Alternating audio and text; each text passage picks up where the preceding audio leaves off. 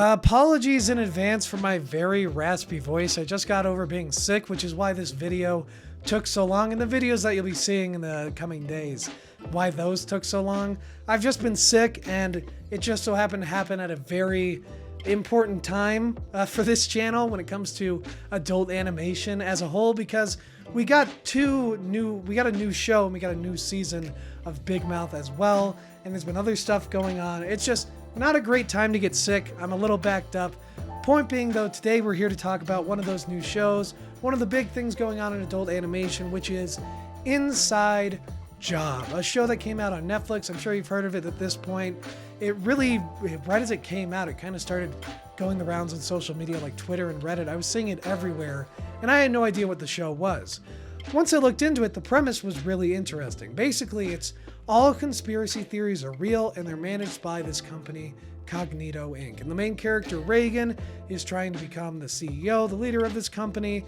And they're basically, episode to episode, just doing these little character stories while trying to cover up conspiracy theories, or, you know, switch out the president with a robot, deal with lizard people, deal with flat earthers.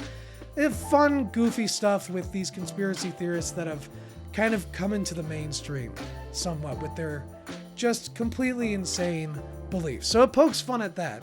This show, when I first saw it, and honestly, it's been agony waiting to talk about this show because I feel like there's a lot of potential here, but it's held back majorly in my mind by its just style of humor in general. There aren't really crafted jokes in this show, at least not often. What this show does is makes references, and sometimes those references are funny, and sometimes they're just references.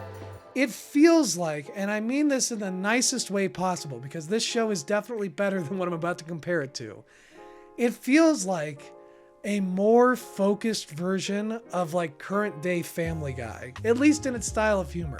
Not so much with cutaway gags, but just with these constant references where I feel like if someone didn't know the references that they were making from episode to episode, whether it be with Joe Rogan or certain conspiracy theories or just weird pop culture things, if you don't know that reference, you're not going to get probably anything from the episode. It's just kind of crazy to think about basing your show in that direction, because it really does narrow down your audience. I was lucky enough to watch the first few episodes of this show in a group, and I think that really put it into perspective for me, because some people would get the references, some people wouldn't, and just as the show goes along, you realize that you're only laughing because you know what they're talking about. If you don't know what they're talking about, that as a joke doesn't have much appeal. Saying, oh, this is like Joe Rogan this. There's a lot of Joe Rogan jokes.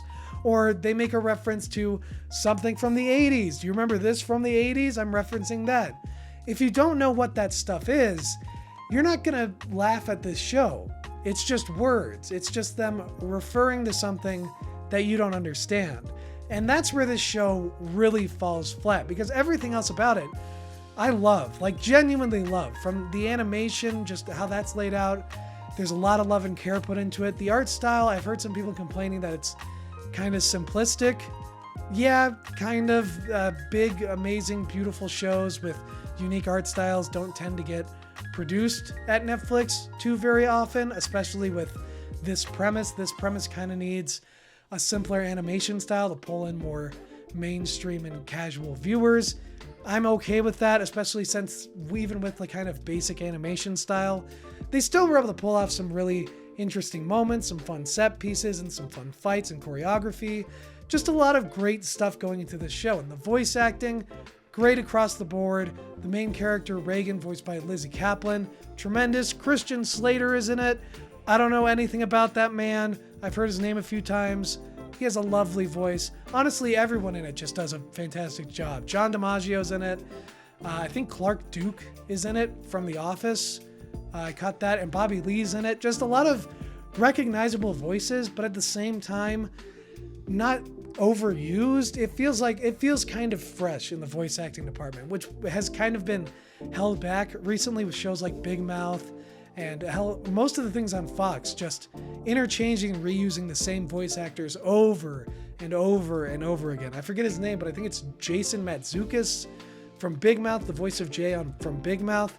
He's in everything now except for this show, which was kind of nice.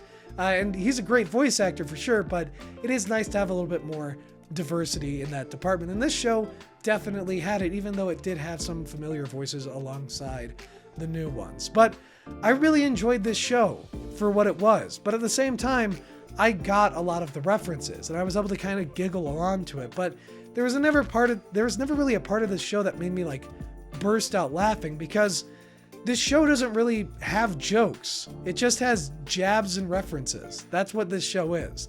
And it falls into the classic adult animated show pitfall that is just having a character whose thing is liking drugs and alcohol. That's Bobby Lee's character, I believe. Which is, it's fine to have a character like that, but it's always been like a little taboo, and now it's a cliche to have like, oh, it's a cartoon character. What if we have him drink? Isn't that funny? What if we have him smoke? What if we have him into drugs? It's lowest hanging fruit in my mind, which again, Family Guy comparison. And this show's much better than the current day Family Guy stuff I've seen. I was able to watch some of that. I might do a video on that if you guys want to hear my thoughts on this new season of Family Guy that's coming out, because holy shit, it's bad. I could talk about that all day. But Inside Job as a show, it struggles for sure. It has some problems, but it has a lot of promise. And I do recommend you go out and watch this show. If I had to give this one a score out of 10, probably a 7 out of 10. I'm so held back. I think the show itself is held back by that really heavy referential humor that it uses. Because if you don't get the reference, you're not going to laugh. And to make that joke work, all you need to do is reference it. It takes no effort. It's a show that put a lot of effort into a lot of different areas, but then the comedy aspect of it just kind of fell flat, at least for me. I was able to giggle a little bit. It wasn't mind-numbing, but I would like to see them in the second season that's coming up move away from the referential humor and go more towards just, witty stuff, maybe like observational humor or jokes about the actual conspiracy theories, because that doesn't really happen in this show. It's just references to the conspiracy theories. I don't know. I don't know how you do this show in a way that pleases everyone, but I think that making it really based off references hurts it for sure. At least for me. I could be in the minority with that. And even with that, I found myself somewhat enjoying the show and still recommending it today. So go watch Inside Job. That's my thoughts on it. Just want to get it all off my chest. I've got that new season of Big Mouth to talk about. Maybe I'll talk about some Family Guy. We're back in action, even with my raspy voice. So I will see you all next time. Like and subscribe to become a cow. Goodbye.